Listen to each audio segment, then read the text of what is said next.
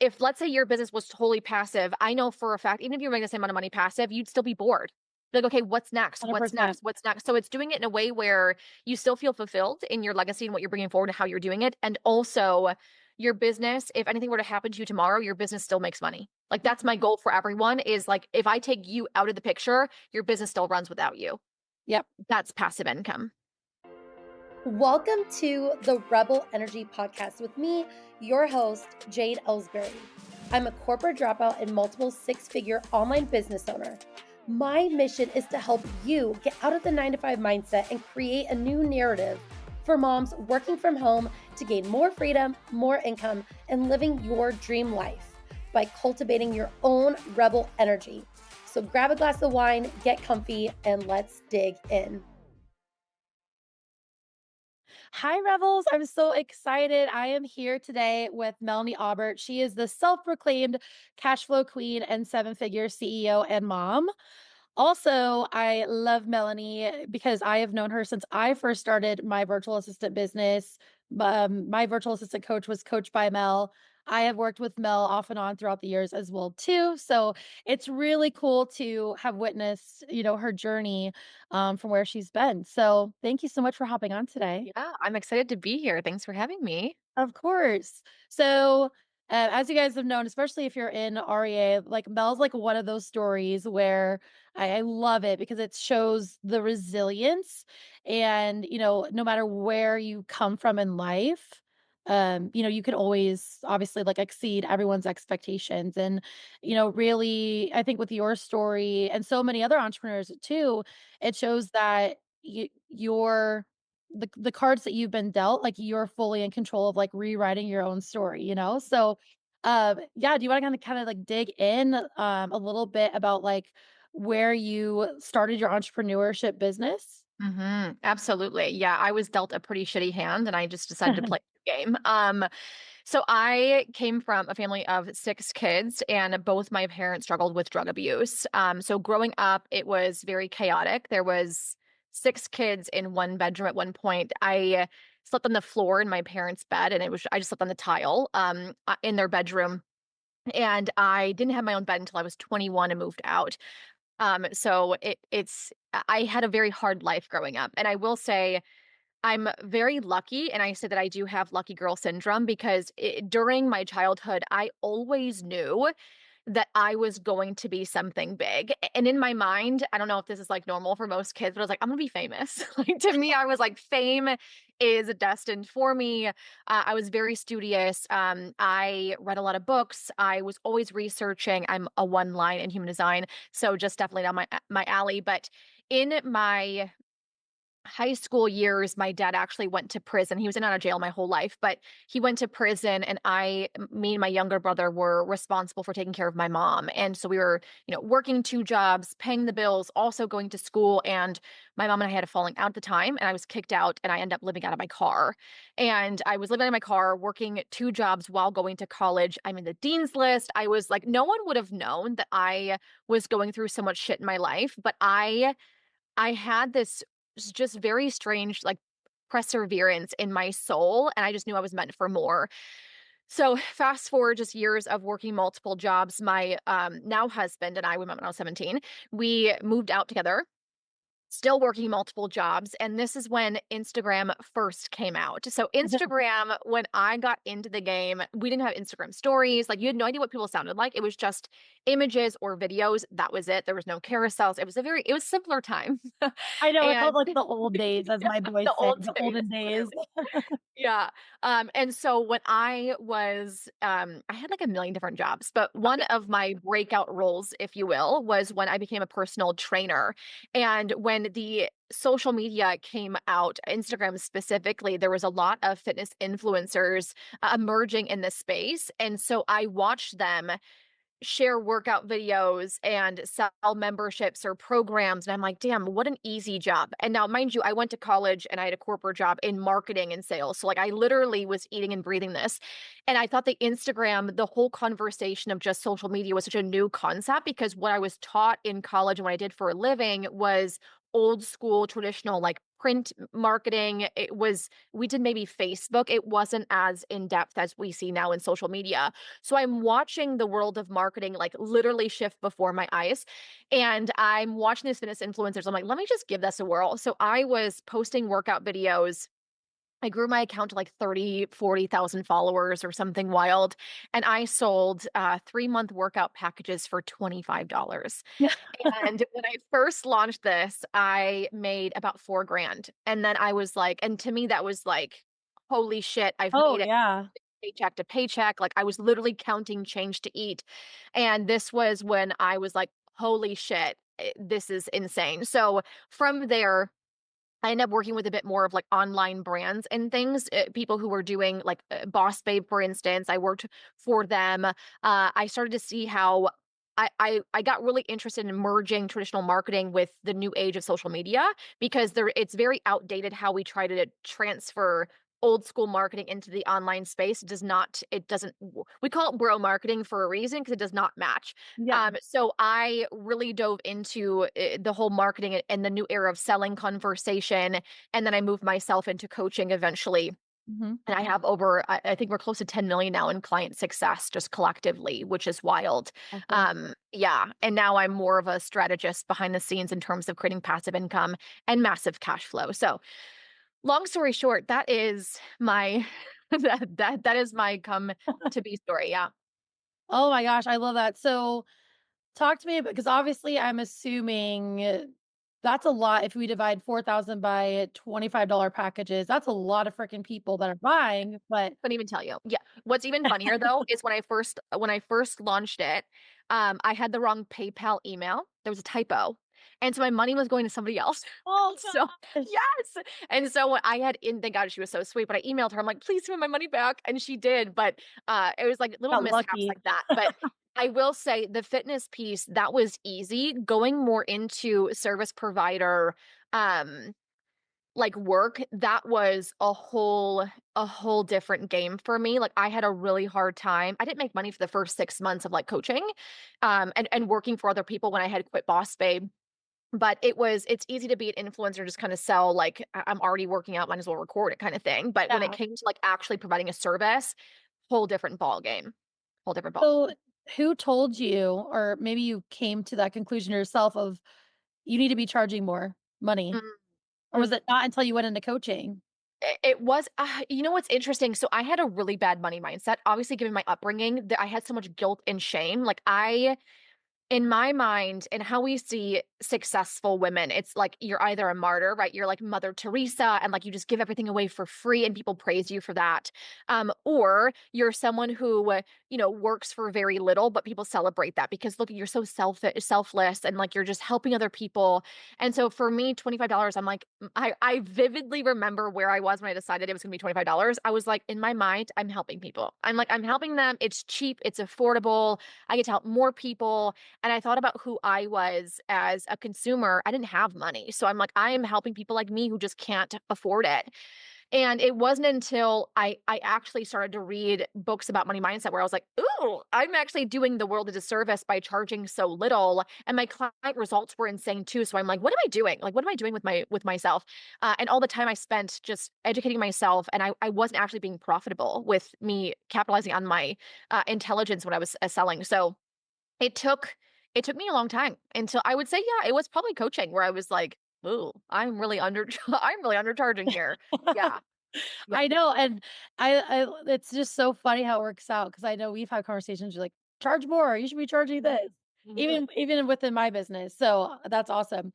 So, I vaguely remember your old because I think you had your fitness Instagram, and then I think when you pivoted into coaching, then Mhm. you just so it was the same one, It right? was the same one. Yep. Okay, Mhm. because I remember scrolling back and, like, creeping on you, and I was like, "She was a fitness coach, like, Yeah. a year or 2 Yeah. ago." Yeah. But and then I saw, though, that and you had a yeah, you had a shitload of followers. Mhm. So, obviously, right, when I am working with entrepreneurs and they're like, "I wanna start a virtual assistant business," or, "I wanna start a coaching business," we always have that conversation of, do we start a new one or do we use the old one? So, Mhm. because I think a lot of times they're like, "Oh, you need the followers," and you had a lot of followers on your old one, so Mhm. and now you have a new account and you have what, about 7,000 followers? Something like that. Yeah, Yeah. Do 7 you wanna, 7 like, kinda something, yeah. break down, like, why you decided to do that and the mindset around that? Yeah. Well, funny enough is like you said, my fitness account turned into a business account. And it to me, it felt like an easy switch over because I naturally was like, there was a progression period, I think a 6-month progression where I shifted my content to more like marketing and sales. Mhm. But it was I would say partly due to it taking me so long to, like, really get clients was because I had the wrong people following me. So, Yeah. like, the algorithm was working against me in that sense because they weren't engaging with my new content because they weren't my people. So, it took me a while to get new eyeballs onto my page, and then, honestly, the shift came when I didn't have Reels for, like, a year and a half. Yeah. Everyone else had reels, everyone else's accounts were growing, my engagement was plummeting. I couldn't even watch them. It was very weird. So I ended up I still have the account. I don't use it obviously, but I created a new account. I'm like, screw it. We're just going to migrate over and start over. And honestly, it came from a place of just being frustrated with what I currently was experiencing in terms of engagement that I was like starting over actually feels easier than like having to push through and convince a new audience. So for me, I didn't have the mindset of like it's not going to work. I'm like this is going to work, and I was actually more excited of like it Yeah. feeling like a fresh new chapter. But strategically, I did a lot of crossover. So for the first, I'd say I think it was like about 2.5 weeks, I had a hey go to the new account. I had exclusive content on the new accounts. Like people who were already actively consuming my content that were interested did migrate over, and the growth actually happened faster because it was a new account. I was highly engaged. I was Yeah. showing up consistently, and we didn't see one dip in our sales from migrating over to the new account and starting over. Do Not you hear not one. that, guys? Do you hear that?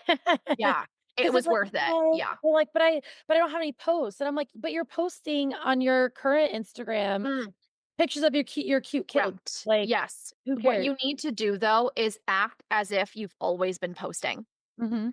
I didn't like I showed up as if I already had like 1,000 posts already posted. Like I wasn't like, "Hey guys, you're new here. Here's who I am." I just went over there and just started creating as I would if I was just continuing to create. So it wasn't I didn't make it a big deal and make it feel like it was going to take a long time. To me, I was like, I'm just going to land in it and just like hit the ground running, and that's what I did, and it worked out.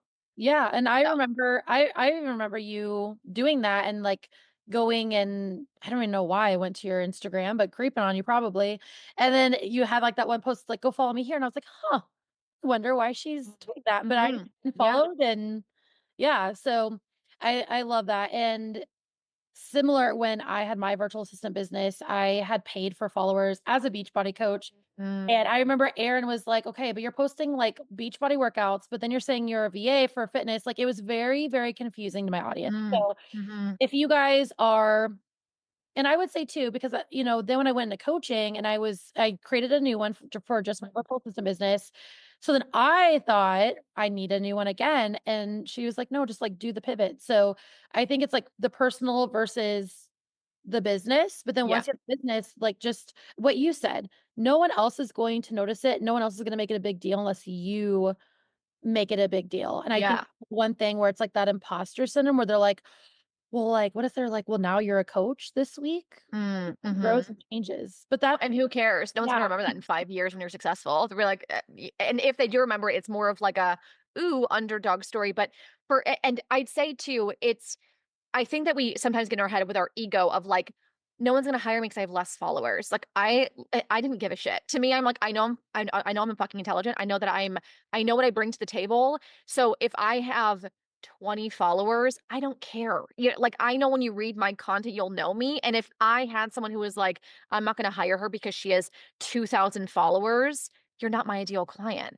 Yeah. So, like, even if you're worried about the perception of the starting over or having less followers or whatever that weird whatever your ego is trying to tell you is what's real, it's not. And if you actually think about how this will be perceived and who it's perceived by, you're like, "Oh, I might as like it doesn't make sense. I should just show up. Like just treat it like I would if I never left or if it wasn't a new account." You know what I mean?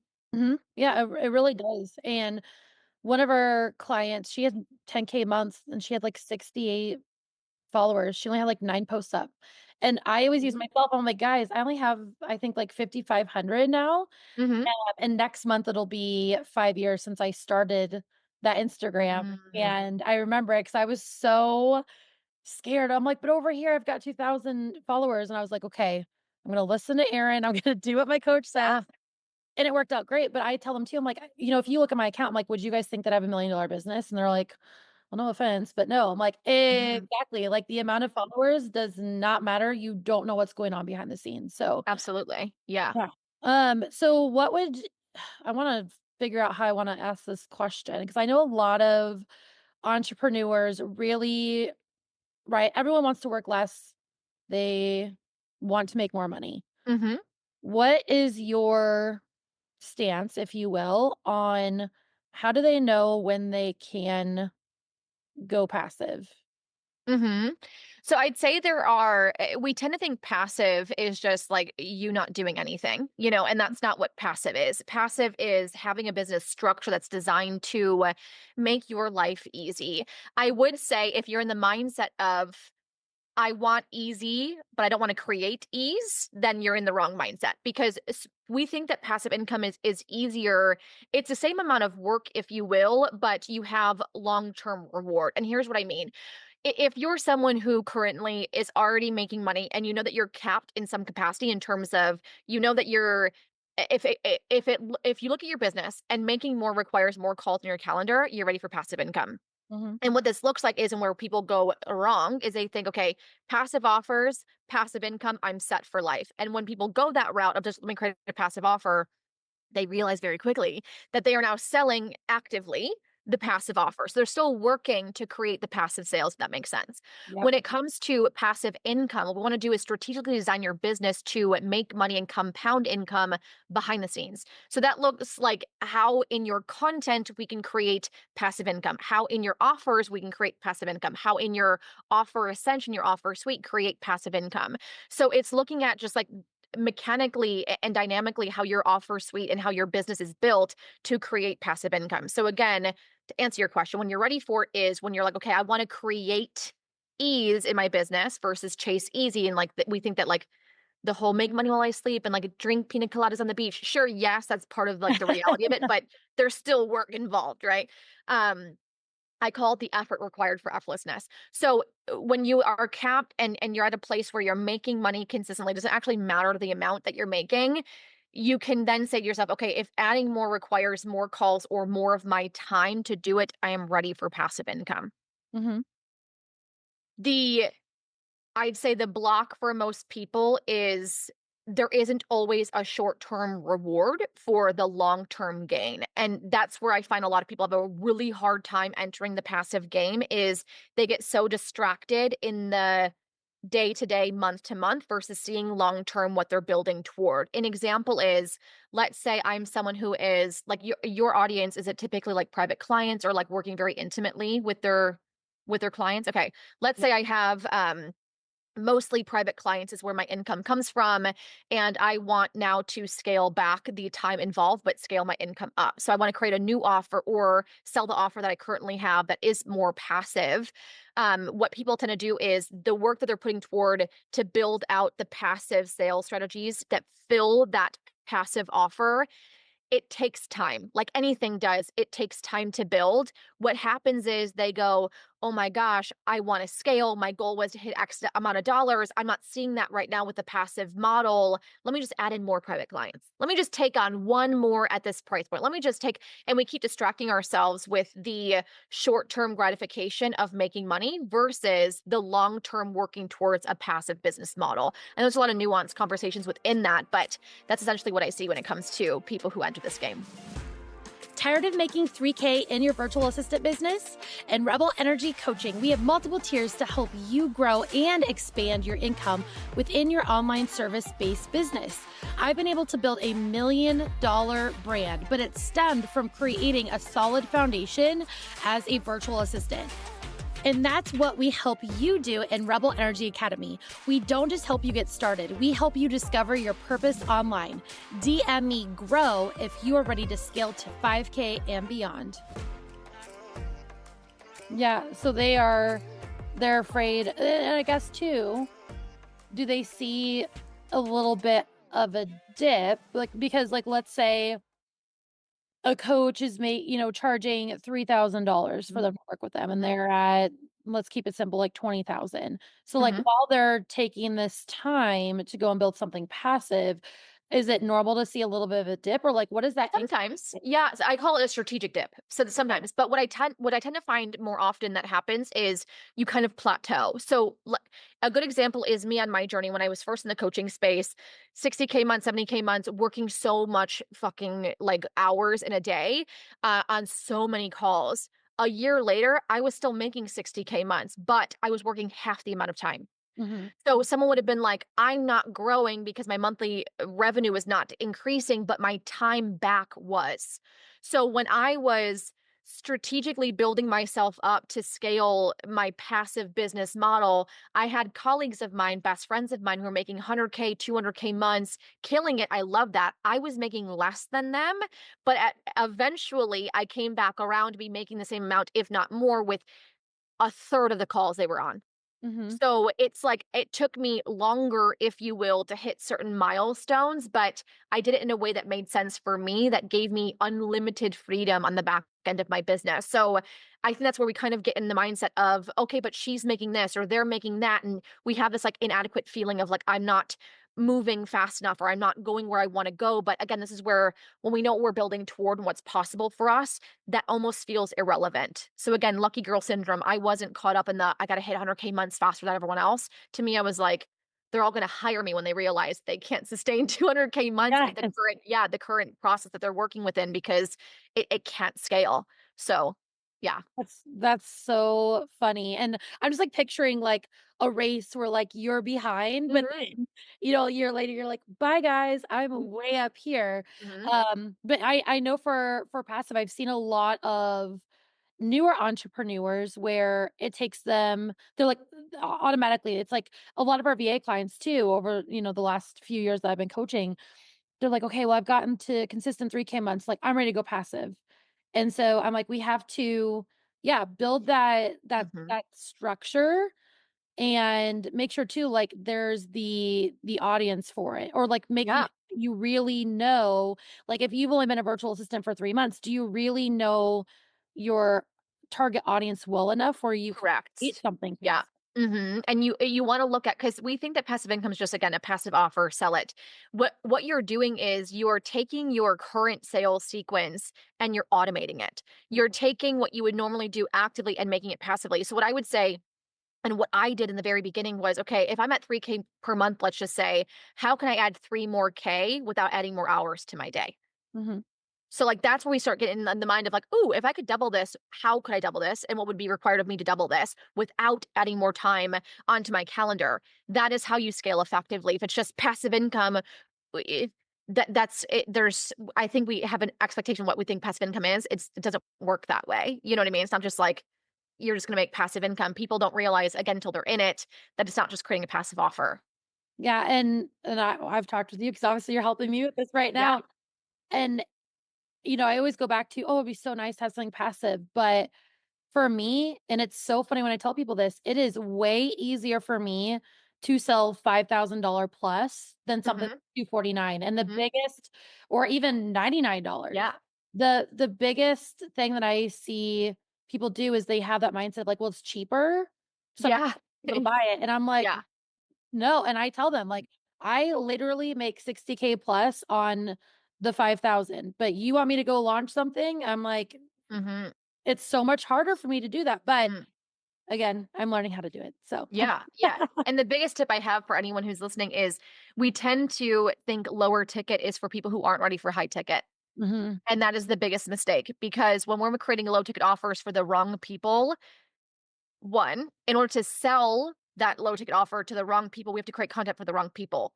And when you do that, you're distracting people from your high ticket spaces to the right people. So it's just, we get into this weird, it actually slows us down. I see people when they have like insane dips in income when they go passive, is because they do it the wrong way.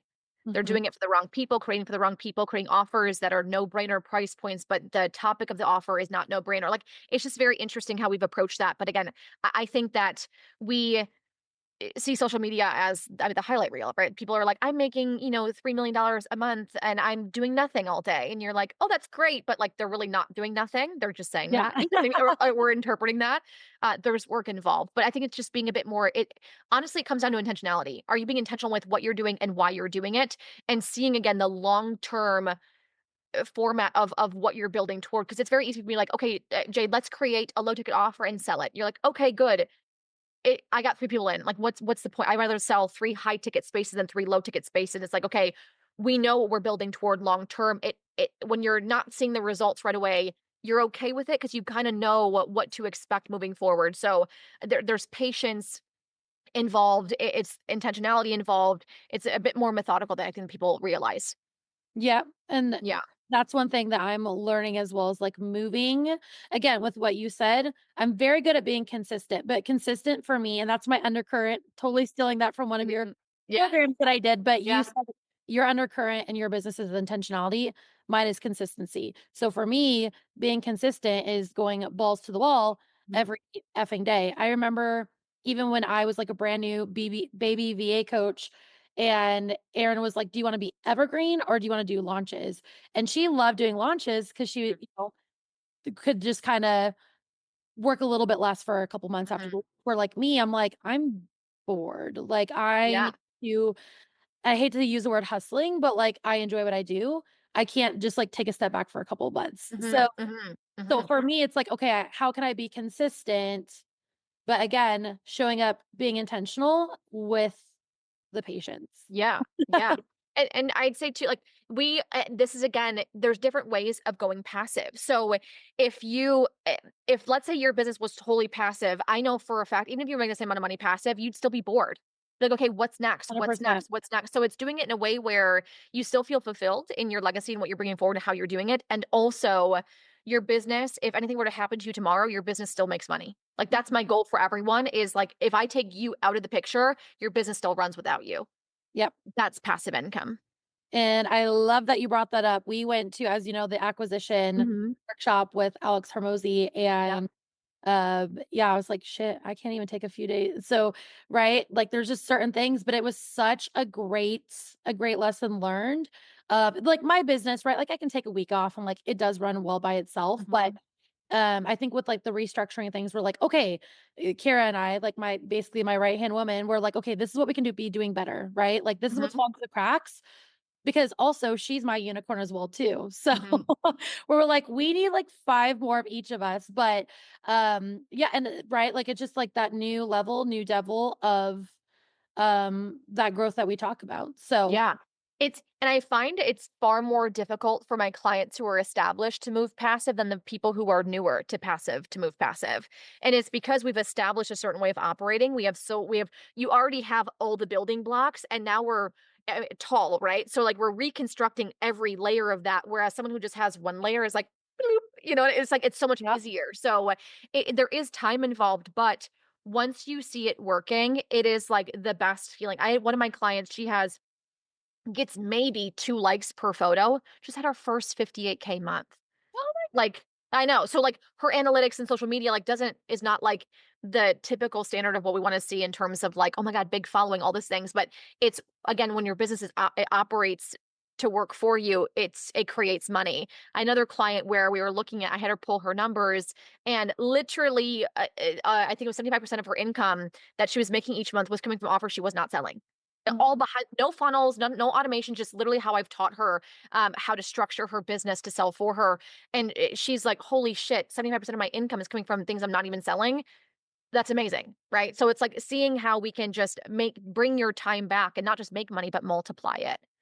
I love Yeah. that so much. That's awesome. Again, guys, did you hear? She was not getting a bunch of likes on a photo Yeah, yeah, and seriously. Yeah, and making a my shitload of money. engagement's not crazy either, but, like, it doesn't matter. Doesn't matter. Yeah, yeah. Yeah, it's again that mindset shift from like being a new entrepreneur to like, okay, the number of people watching my stories or like my post does not matter, the followers, like these are the numbers that actually matter. So again, with like my virtual assistants, my new entrepreneurs that are listening, guys, just keep that in mind that you would never know what's actually going on behind the scenes in someone's Mhm, mhm, yeah, end up making and I 100,000,000 a year, right? for Like, sure, what do they yeah. have going out?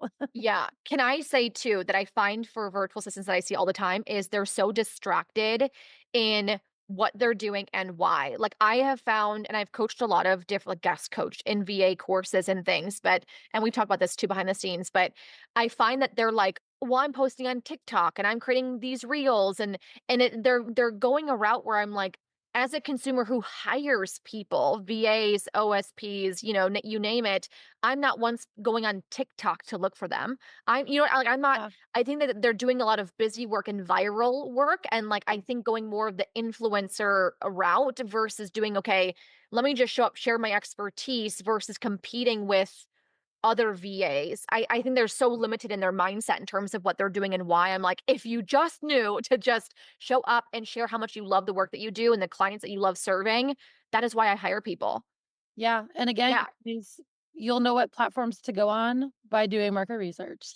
Yeah, literally. Yeah. And I I have hired so my many clients last right now that are just, like, not doing the market research, and I'm like, you "I got to promise you, do it." do Like, it. I think they think that it's just, I don't know, like, one of those things that, like, someone tells you to do it, but, like, just to have you do It's the it. unsexy work though too, though. Yes. It that Yep. is like but it's the work that matters, and I feel like we think that again, 'cause we see the progression, but like it's the content and it's this. Sure, that's important, obviously, but I just hired my last team member. She's a unicorn. I'm obsessed with her, and she's at like 4K per month, and she doesn't even have social media. She Mhm. found me through some kind of someone else, and someone else referred her. Like it's just she's she knows her people and she knows how to sell her service and how she supports people and she has the passion that I love and passion to me sells more than what you're posting on Instagram. Unless you're an Instagram strategist, I don't actually care. It's for This real. is this Yeah. is so true. Kara, yeah, she's my OBM, my right-hand woman, she's my Yeah. unicorn as well too, and, she's, like, coaching, our clients and, like, "This is what you need to do, blah, blah," and they're like, "But you haven't posted in forever," right? And by the way, she also has way more followers than I do, which is so funny, and she never like, even when we were on this trip, she's like, I'm terrible, like, will you take a picture and, like, tag me so I can, like, reshare it?" But it's, like, so funny because 'cause they're like, "But you don't do it." She's like, "But I did do it, and I Context got matter. myself Correct. to a Yes. point where now I don't Yeah. have to because I'm so fucking good at what I do." Hmm. And so goals, right? Yeah. Yeah. But Yeah. everyone's business looks different, and so unless you have a business exactly like somebody else, and even then, but you can't really compare their strategies to, what someone's telling you to do. Yeah, and there's a difference, especially with newer VAs and OBMs and whomever, but what you're sharing on Instagram, again, intentionality matters because if I'm Yes. seeing someone post like, I'm on my 10th cup of coffee, I'm so tired, or anyone else like, depressed with the weather, I'm like, I'm not gonna hire you because one, you feel unreliable. You're sharing things with me that like as if I'm a friend. Like I'm not going. You don't go to a job interview and you're like, oh, I'm so tired today. But it's like one things that I pay attention to is like, how well do you take care of yourself, your mental health? Like, do you have your own hobbies? Because to me, I care about someone who cares about themselves. And so the people that I Yeah. hire they show that to me through their social media innately. But that's where social media is very powerful in the sense like people get to experience you before they hire you, Yeah. which is amazing. But knowing what you're sharing and why you're sharing it that makes a huge difference. Yes, oh my gosh, maybe I shouldn't share this, but we had a client that literally posted on her stories about how she doesn't like to work on her VA account. I was like, "Why?" Again, be intentional. Why would you post that? Because now no one's going to want to hire you because you're literally saying you don't enjoy working, which is Yeah, yeah. Listen, so given the option, I don't want to work either, but I'm not going to yeah. say that to my clients. Well, and even if it's very on brand for me being a passive like income person, but even with me saying that, I'm attracting people who don't want to work. Yep. So I'm not going to do that. You know what I mean? So it's just like, again, knowing who your audience is and what every single thing that you're sharing, ask yourself why and who is it for? Yeah. Everything you're creating. Yeah. And I watch your stories too. And again, right? Like I know you're undercurrent in your business, but this morning you had because this is one thing I see VAs do. They'll like post a picture of their coffee mug, like as a post. And I'm like, put Hmm. that in your stories. Every morning you have a coffee of some sort and you're playing with your baby boy Mhm. at like, well, sometimes 5 in the morning, sometimes Yeah. in the morning. Yeah. But I know when I wake up and I go to your profile, that is what I'm Mhm. going to see. But also, too, right? You're talking to the people that want to be able to, like, I can say, without a doubt, with having a business, there's been bad seasons in business where like I don't feel like I can sit and enjoy my child or Mhm. my children and Your have a mind somewhere else. Yeah, yeah. and that's why I share it. Yes, exactly. Yes, it's intentional because I want people to see that I value being a present mom first and foremost, first things first, families first, and Mhm. then with that, I built a business to support my life, so I share that not because I'm like, "Here's my cup of coffee," or "Here's my Yeah, yeah, baby." yeah. Yeah, but I do it because I want you to see that I'm a representation of the value that I'm instilling within you as well, is, like, we match there in terms of, like, I want that for me as well. Yeah. Yes, yes, which is again why we have that connection, right? Is like being that good mom. But Mm. guys, if you enjoyed this podcast episode with Mel, you will love what she's going to share with you of what she's launching. Yes, my new podcast, She's All In. I call it Building a Business That's All In so that you don't have to be. So we talk about passive income, entrepreneurship, literally this conversation. I was going to say I didn't It's even just plan so it that on brand. way. I didn't even know what it was about, and perfect. Yeah, so on brand. But yeah, you guys can check that out. Awesome, awesome. Do you want to share your Instagram with them as well too if they want to reach out? Yes. Yeah, it's Melanie Aubert, Aubert on Instagram. Awesome. Thank you so much, Mel. I had so much fun with you today. Yes, thanks for having me.